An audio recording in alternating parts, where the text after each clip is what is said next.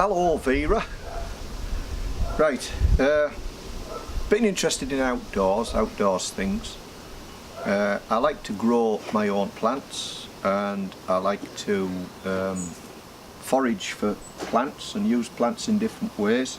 I've got some birch polypore here, and I've got some horsehoof fungus, and I can make tea out of that. Use this for first aid and medicinal uses. And at home we grow a lot of plants. We grow beans, we grow potatoes, sometimes we grow carrots, Brussels sprouts, broccoli, lovelies bleeding. We've even got a nettle patch at the top of the garden. And we always like to try something different every year. So this year we've tried kale, and we're hoping that the kale will take us well into autumn and perhaps even last through the winter. But anyway, that's not what this is about. This is about a new plant that I'm just learning about, and the next door neighbour has given me this little pot. And it's got some little aloe veras in it. So I've done a little bit of research, and they definitely don't grow natively in the UK, but they will grow indoors, certainly through the winter anyway, and in the summer I might just pop them in the cold frame. But because I don't know how long they've been in this soil, I'm going to repot them, and they do like free drainage, and they don't like much fertiliser, so I'm going to put them in a sandy, free draining soil. So I'm just going to do that now and get them into not too big a pot, because they do like to be a little bit root bound, and I'm not going to split them up yet. I'm just going to keep them as they are, because I just want to get them through the winter. And if I can get them through the winter alright, then I'll be a lot happier. But there are lots and lots of videos on how to use them, and you can use them for sunburn, or you can use them on cuts and bruises or grazes. And although there is a slight toxin in them, so I've found out anyway, you can get rid of that, and then you can use the gel as a drink, a beneficial drink. But I haven't gone into all the benefits of it, but I will do. So I like to do one new plant a year at least. Well, we've done the kale this year, so now I'm going to look at the aloe vera. There are different types of aloe vera as well, but they all have basically the same properties. So I'm going to get restarted on repotting this anyway.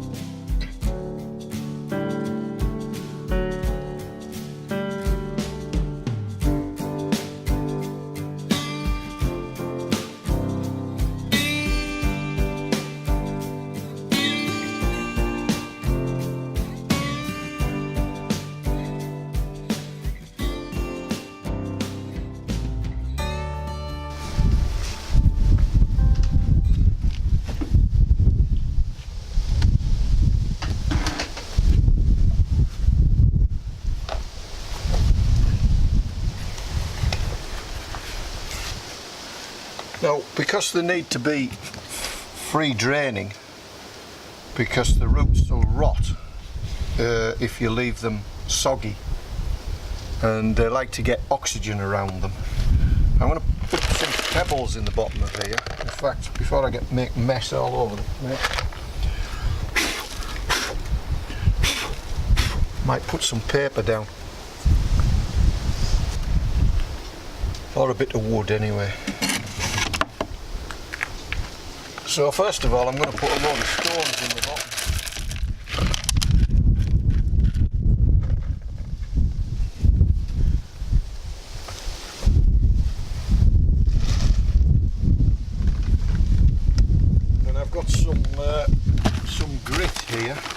sandy grit.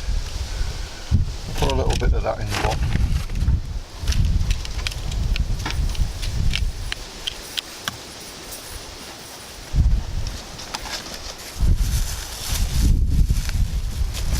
And then from my secret source, where somebody is dumping soil, but it's used like coir soil, so there won't be a lot of nutrients in it, but it will give the soil a little bit of humus.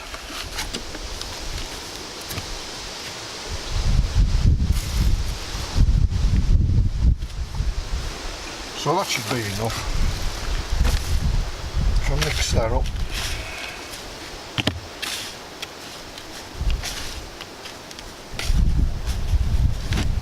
And take some of it out.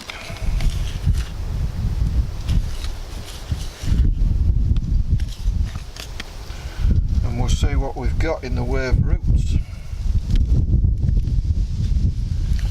Not a lot. It's not a lot of roots, which is, I don't know what condition it's in, so I didn't want to break it up. I just want to get them through the winter. Get them through the winter, see that they're growing, and then I'll pot them individually in the late spring probably.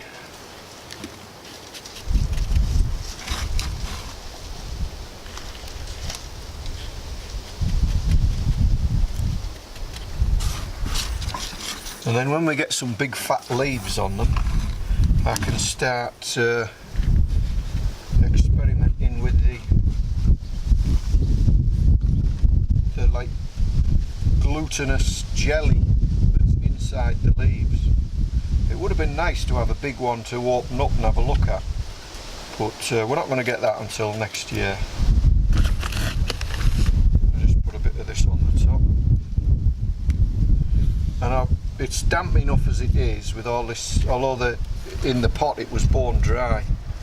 There's probably enough dampness in this sand which has been out in the rain.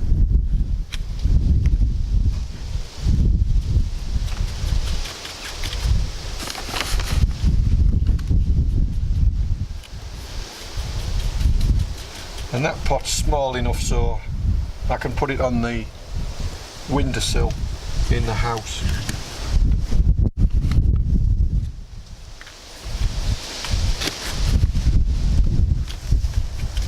Last year we did the Love Lies Bleeding, and we didn't reseed this year, but the seeds came through just from what we'd already planted. We haven't really tested that, although I have got a lot of the seed. The seeds are very small, but they're quite easy to collect. You use a gold panning technique to get the chaff from the seeds, so that's what I did. And so this year we're testing the kale, and that's been absolutely fantastic. And so next year hopefully we'll have a leaf big enough off the aloe vera to see what that's like.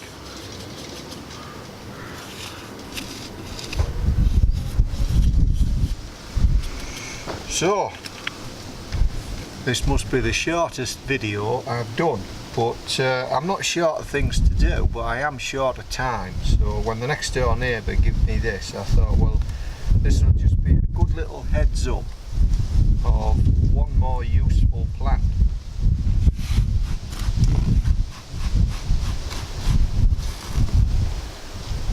And I see it's looking healthier already, isn't it?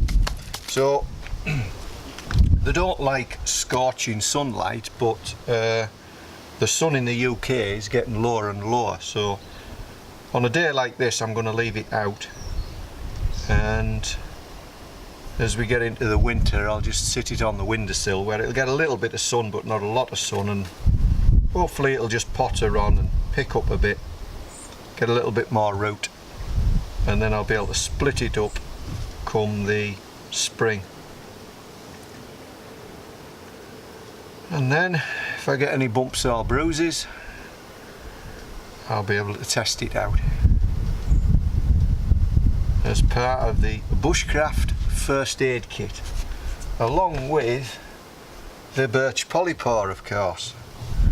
But unless you've got one in the right condition, you might as well pack a few sticking plasters just in case. So maybe it's not for another week, because this doesn't really constitute what I would call a video, but at least you know I'm still alive and kicking, and I've given you one plant that I'm certainly thinking about, and if you do a bit of research you'll find it is quite a useful plant. But unfortunately it's not native to the UK, but it should survive indoors and in the cold frame.